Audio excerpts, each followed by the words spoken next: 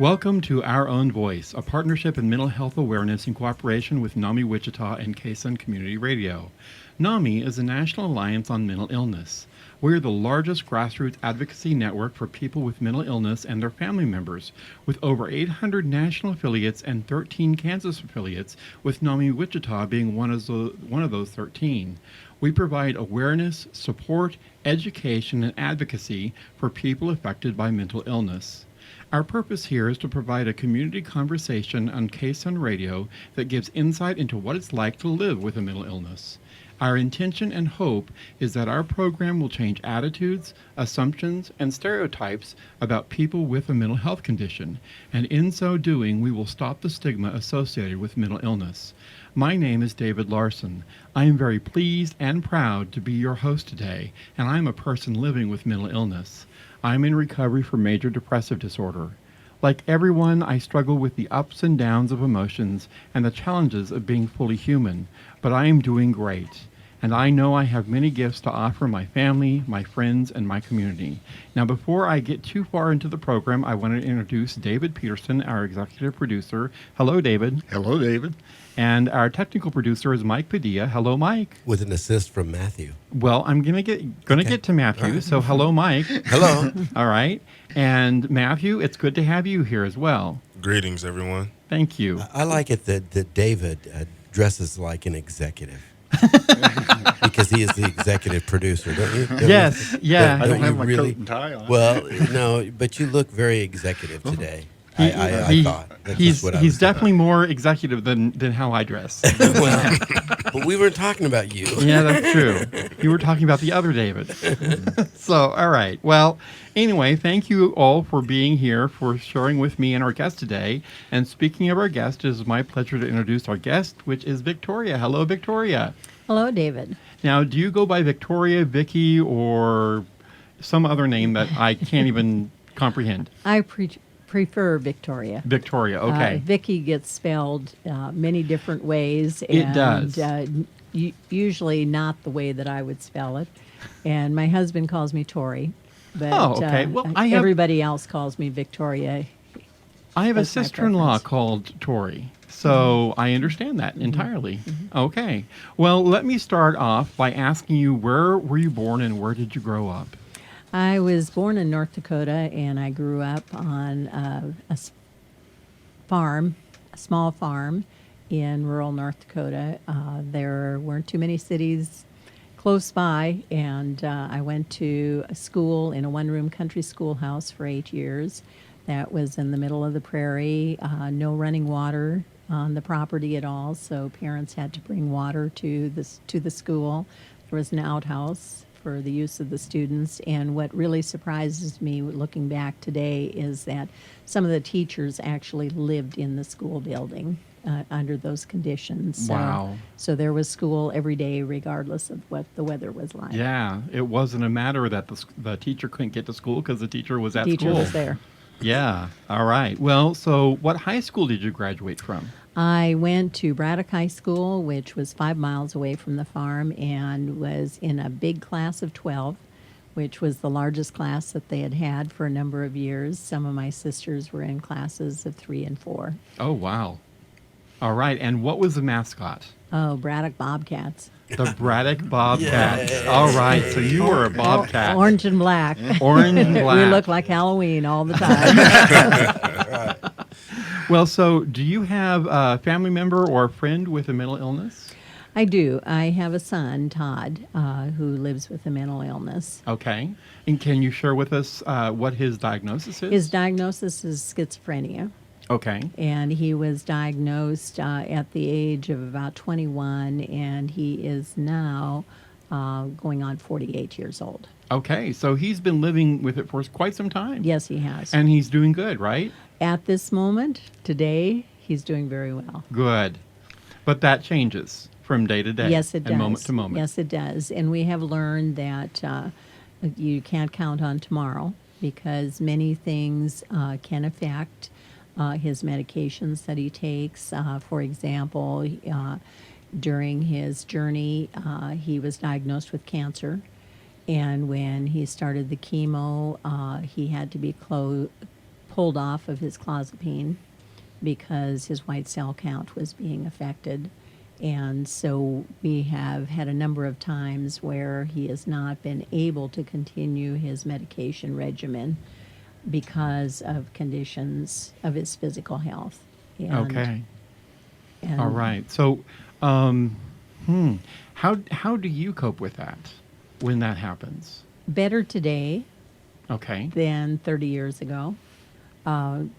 Before I really understood that he was living with a brain disorder, my background is as a high school teacher and counselor. And I'm embarrassed to say that I have a master's in counseling and not one single course on mental health. Really? And That is interesting. that, should have been in my course. But what I've learned through my son and through NAMI. Okay. Well, this is Our Own Voice on KSUN Community Radio. We're going to take a quick break, and we will be right back.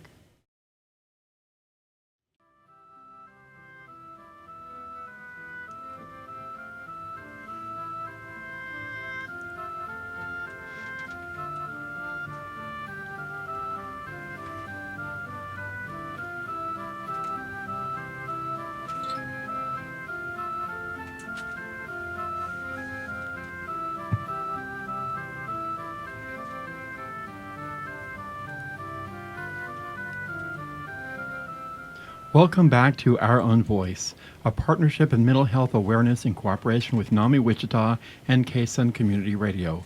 NAMI is a national alliance on mental illness. Our Own Voice is intended to humanize a misunderstood, highly stigmatized topic of mental illness by showing that it's possible and common to live well with a mental health condition. Now, Victoria, at the break, I mentioned one question that I was going to throw at you, but I'm going to change some things up a bit and ask you, what kind of stigma have you seen your son working with and having to deal with his mental illness? I think that there's a tremendous amount of stigma attached to it. I saw my son's friends, most of his friends pulled away due to some of his behaviors, but their lack of understanding that it was a mental health issue that was causing some of these behaviors. He has felt ostracized. He has felt just left out among his peers often. Fortunately, he has one friend who never abandoned him. Excellent. And I maintain that one true friend is one of the most valuable things that any human being on this earth can have. Yes. And it has made a tremendous difference that Derek has been there for Todd through every one of his relapses. He's always there for him afterwards, and that has had a great impact. That is wonderful. Absolutely wonderful. Well, and it's good that you gave him a shout out there. So, well, now let me go ahead and go with that next question, and that is, when did you first encounter the work of the National Alliance on Mental Illness, or NAMI, and what work have you done with NAMI Wichita? Unfortunately, I did not become aware of NAMI until about 10 years ago. And as I mentioned, we've been struggling with these issues for many, many years. And I find it frustrating that none of the health professionals that we worked with ever mentioned NAMI.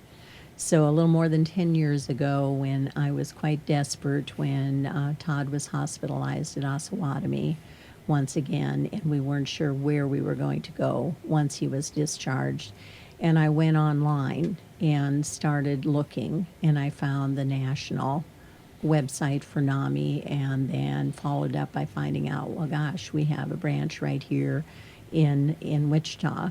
And I called the number that was on the Wichita site and talked to a woman who saved our lives in a lot of Excellent. ways. All right. Can I ask who that woman was? That was Treva. That was Treva. Yep, Treva is an amazing woman. So, so what work have you done in NAMI? I have taught the family to family, I believe the 6th session I just finished this last spring. Okay. And so once a year, usually in the spring, I teach the 12-week course along with co-teachers, and David has been a co-teacher with me. Excellent. Okay. I don't know if you're aware, we're going to 8 weeks in 2020. I heard that. Yeah. I heard that. Yeah. Same with peer to peer, that they are going from 10 weeks to 8 weeks. I think that will be a challenge to cover everything, but I think it will be less intimidating for the participants to commit to a shorter period of time, because Agreed. sometimes they're overwhelmed with the idea of it being 12 weeks. Yeah. Yeah. It can be overwhelming, and the fact is that that all the information is so important, and it's hard to whittle down what isn't important or what we can set aside for later or something like that. So it should be interesting to find out how the curriculum unfolds when they pull it out. I'm in excited about 2020. the Yeah. opportunity to see the new. Well, let me throw at you a easier question, somewhat simpler, and that is: do you have any hobbies or any pets? Yes, I do. I love hiking. I love to hike in the mountains in Colorado, where I have a daughter that actually lives in Colorado, so I have a chance to do that. So I like to stay physically fit. You get me anywhere near a horse, I'm going to be riding. Awesome. So even though I'll be 74 this fall, I can still get on a horse. No and, way. And off. And I Doesn't was look it, does I was she? raised around horses and actually broke horses at times. So I love to ride. My sedate things are I do some quilting, and especially for family members. And I like to play cards, and I just like people, and I enjoy social activities both with family and friends. Yeah, I want to note to our listeners that there is no way that you are 74. So I would put you closer to my age, which is 55. Oh, well, So- you're just really Well, it's giving me a good compliment. it's Thank true. you. It's true. Thank so, so what pets do you have? We have a dog right now. Okay. We have a little Maltese named Maddie. Nice. All right. Well, this is Our Own Voice on KSUN Community Radio. We are talking with Victoria about mental illness, and we're going to take a quick break, and we will be right back.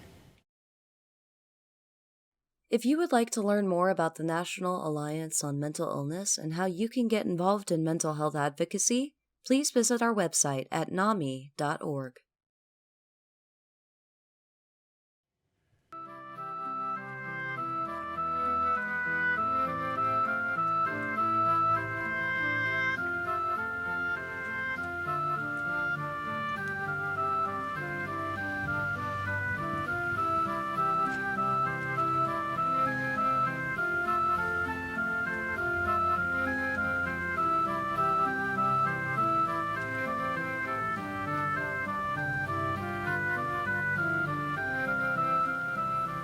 Welcome back to Our Own Voice, a partnership in mental health awareness in cooperation with NAMI Wichita and KSUN Community Radio. NAMI is a National Alliance on Mental Illness. So, Victoria, what about your story could help our listeners gain a deeper understanding of mental health conditions and the dispelling of stereotypes and misconceptions? The first thing that I would advise people is to talk about it. When our son started having behaviors that we didn't understand, we accessed family counseling, individual counseling, but we talked to no family, no friends, because we were embarrassed. It was like, what kind of a parent am I? We adopted Todd, and all of our children are adopted, and I thought, how come I'm messing up with this one? You know, what is wrong here?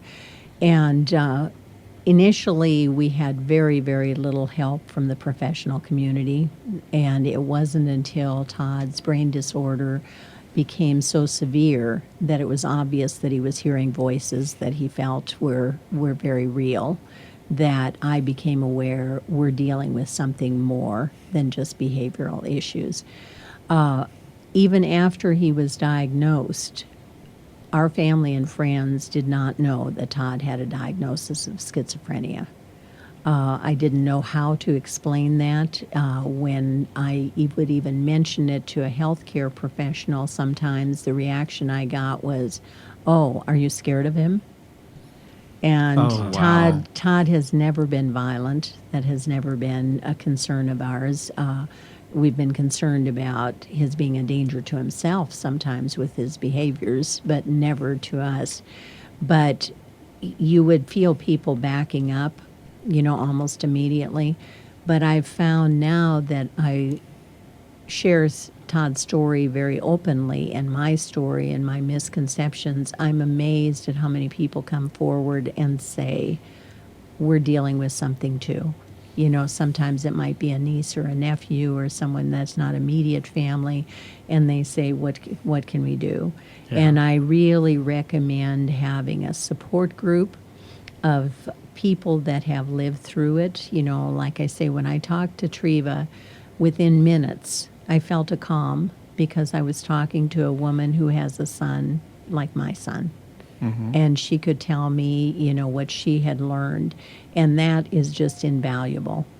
But I think if we can let people know, I have a son that has a diagnosis of schizophrenia, but he is one of the most wonderful, kindest individuals you will ever meet.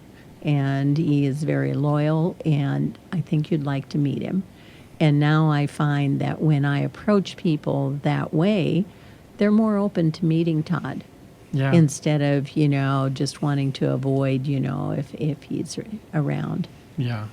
And, what you said just now made me think back to when I first came to my parents in tears because I was having such a massive low experience, and it had just struck me so hard, and I wanted to kill myself. And in talking with them, I was frustrated because they didn't respond. And now in talking with you, I realized they probably didn't know how to respond. They were dumbstruck. They just had no idea.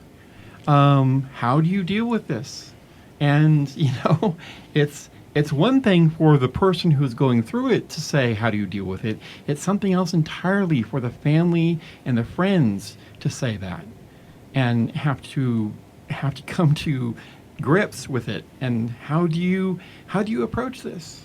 So thank But, you. Well, as a parent, your job is to care for your children Mm-hmm. and to solve their problems, to fix things for them. And when you're dealing with these severe brain disorders, there's no fix.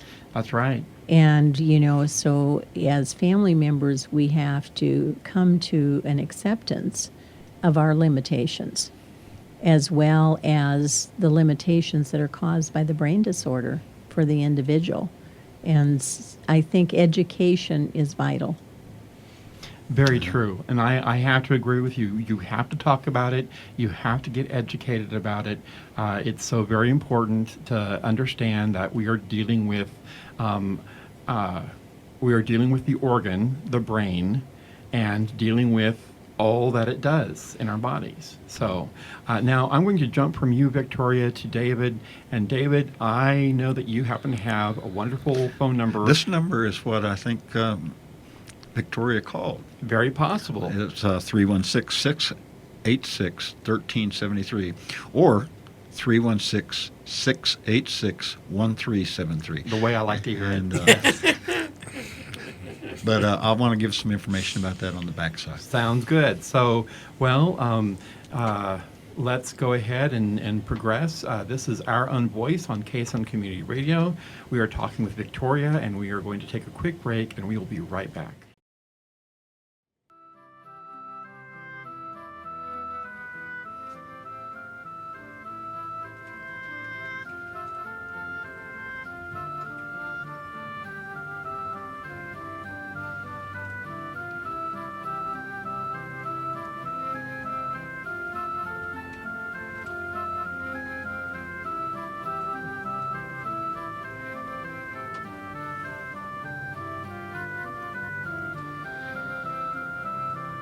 Welcome back to Our Own Voice, a partnership in mental health awareness in cooperation with NAMI Wichita and KSUN Community Radio. NAMI is a national alliance on mental illness. Now, David, before the break, we asked you for that wonderful number. And so give us that number again and explain to our listening audience what that number is and all the ins and outs about it. You betcha. It's 316-686-1373. 316-686-1373. And that's our NAMI information line.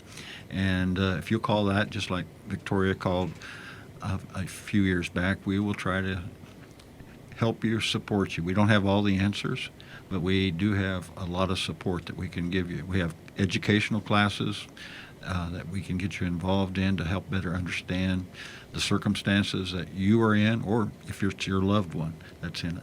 And we have support groups.